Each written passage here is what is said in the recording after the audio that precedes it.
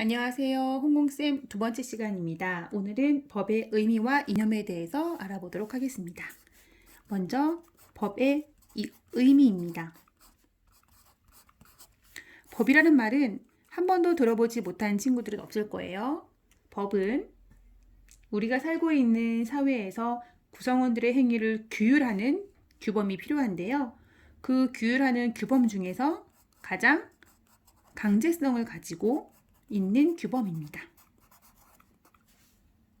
강제성을 가지고 있다라고 하는 것은요, 이것을 위반했을 때 어떤 제재가 따른다라는 거죠. 즉, 벌을 받을 수도 있고, 또 나 때문에 손해를 끼친 사람에게는 손해배상을 해야 되는 경우도 존재하기 마련입니다. 이러한 법은 크게 두 가지로 그 규범을 이야기하는데요.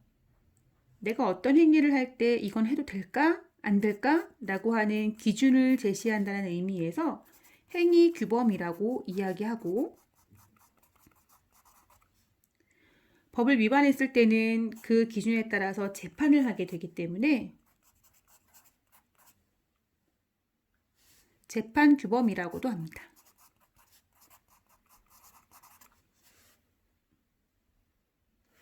모든 법은 행위 규범과 재판 규범 두 가지를 다 갖고 있습니다.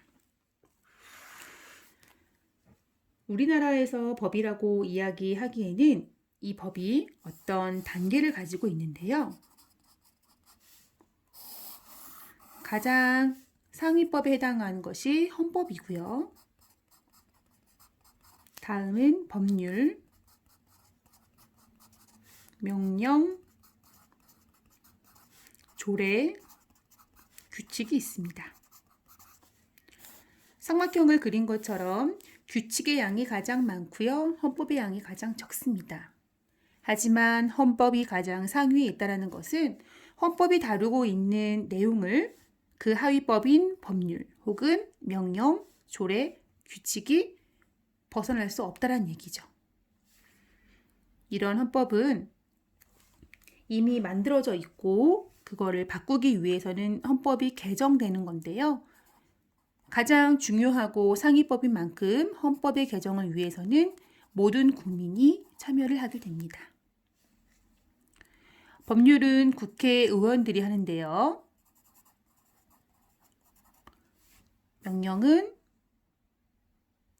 행정부의 대통령이나 행정각부장이 합니다.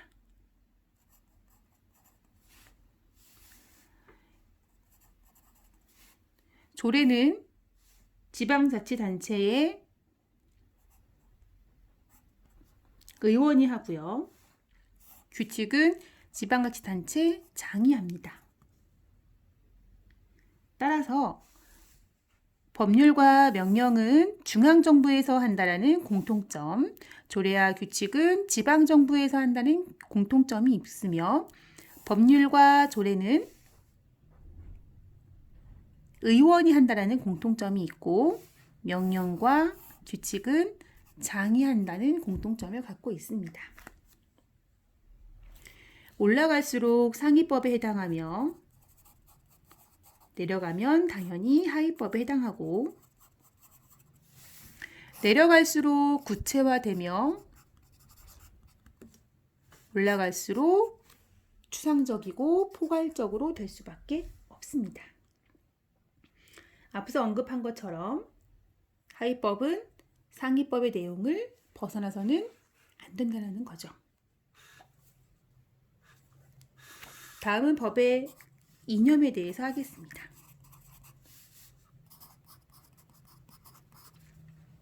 법의 이념은 크게 세 개로 나눌 수가 있는데요. 정의, 한목적성, 법적 안정성이 있습니다. 쉽게 이야기하면 정의롭다, 정의로운 것이라고 이야기했을 때 정의는 법이 추구해야 될 방향인 거죠. 그러나 정의를 바라보는 입장은 그 시각이 두 가지로 나뉘는데 모든 사람을 무조건 똑같이 대우해야 된다 라고 이야기하는 정의와 똑같은 건 기본적으로 하지만 사람에 따라서 차이가 있다 라고 보는 것은 또 다른 입장이 되는 거죠. 한목적성은 합해야 된다 목적에, 즉 법이 갖고 있는 내용이 그 국가가 지향하는 목적에 부합을 해야 된다라는 내용이며, 따라서 시대별로 혹은 국가별로 목적에 부합하다라고 생각하는 법이 달라질 수 있겠죠. 세 번째로 법적 안정성이라고 하는 것은 법이 안정성을 갖고 있어야 사람들이 법을 신뢰하고 믿을 수 있지, 쉽게 변하면 사람들이 법을 지지하고 믿을 수 없다라는 뜻이 되겠죠. 조금 더 자세하게 이야기해 보도록 하겠습니다.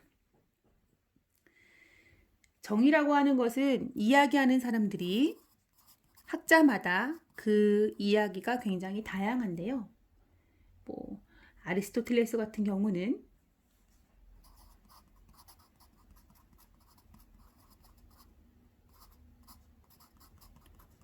이 정의라고 하는 것을 일반적인 정의와 특수한 정의로 구분을 했습니다. 그리고 또 이 특수한 정의를 다시 평등을 기준으로 해서 배분적 정의와 교정적 정의로 구분을 했습니다.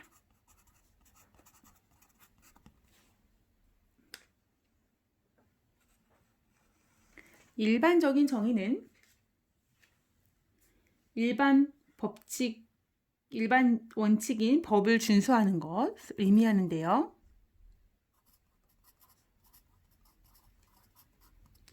아리스토텔레스는 당시에 아테네의 법을 지키는 것이 정의다 라고 이야기했습니다. 특수한 정의에서 배분적 정의는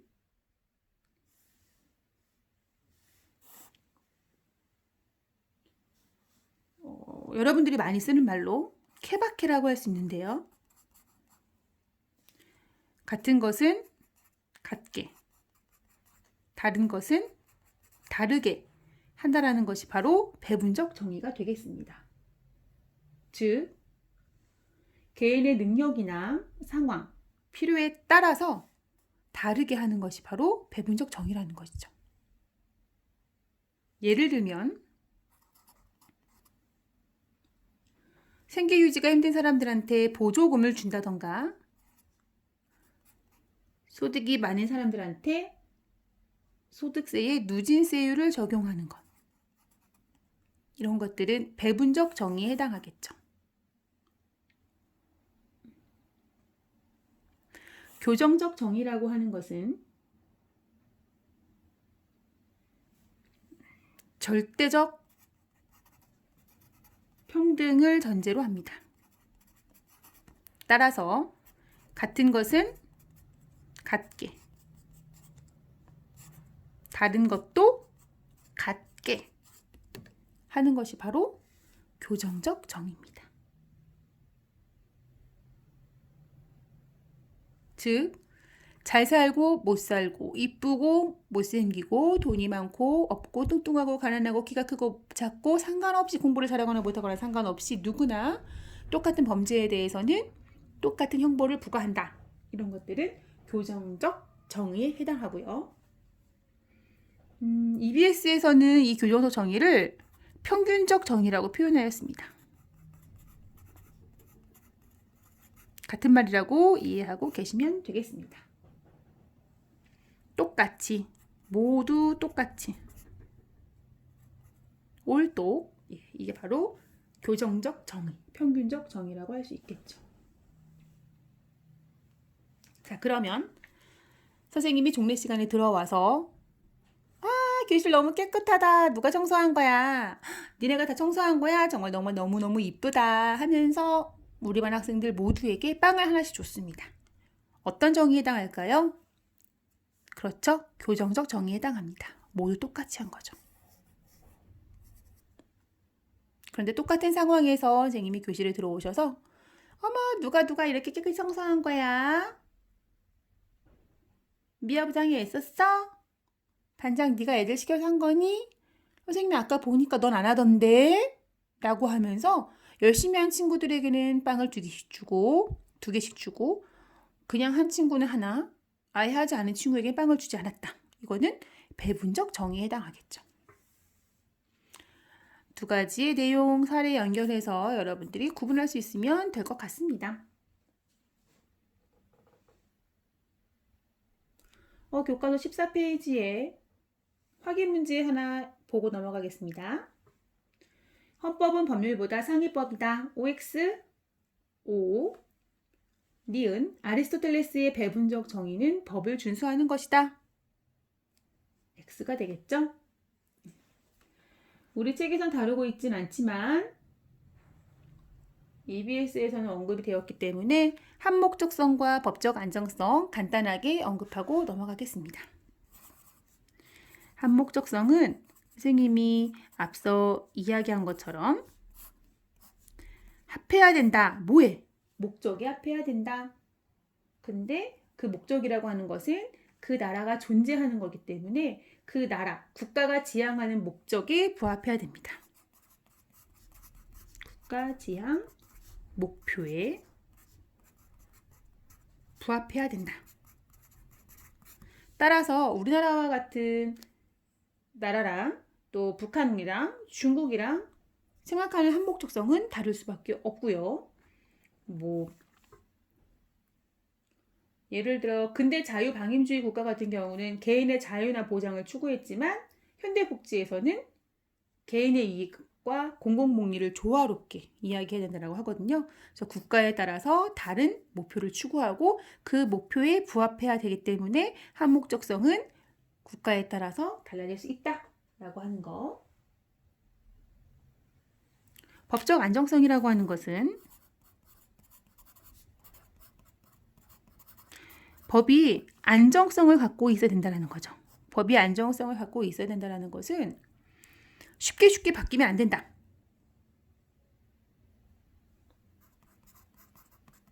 어제 법이 오늘 법이랑 다르고 쉽게 바뀌면 안 돼. 내일 또 법이 또 바뀔 거야. 이러면 사람들이 그 법이라고 하는 걸 신뢰할 수 있을까요?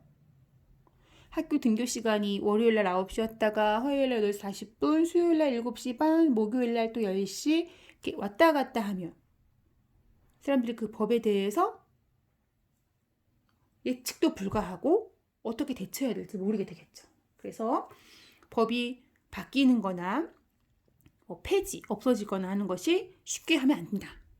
그래서 법을 새로 만드는 것도 그렇고 폐지하는 것도 그렇고 어느 일정 기간을 거친 다음에 이루어지거든요. 법적 안정성 때문에 그렇고요. 또 법은 명확해야 된다라는 내용도 담고 있습니다. 명확해야 된다. 내용이. 예를 들어서 선생님이 우리 반 학급 규칙을 만들 때 늦게 오는 사람은 무조건 청소라고 했습니다. 여기서 늦게라는 기준은 뭘까요? 선생님보다 늦게 학교 등교 시간에 늦는 거? 조례 시간에 늦는 거? 1교시보다 늦는 거? 다르죠. 따라서 법을 만들 때는 선생님보다 늦게 교실에 도착하면 청소, 아니면 학교 등교 시간보다 1분이나 조금이라도 늦으면 청소, 이런 식으로 명확하게 제시를 해줘야 되고요. 또 하나 더 이야기해보면 국민이 생각하는 법의식과 합치돼야 됩니다. 국민이 생각하는 법의식과 일치하지 않은 법 내용을 국민들이 신뢰할 수 없고 따라가기도 많이 어렵거든요. 따라서 이 세 가지를 갖췄을 때 법적 안정성을 갖고 있다라고 하고, 한목적성과 법적 안정성을 갖는 이유도 결국엔 법을 통해서 이 정의를 실현하기 위한 것이죠. 자, 오늘은 법의 의미와 또 법의 단계, 법의 이념까지 했습니다.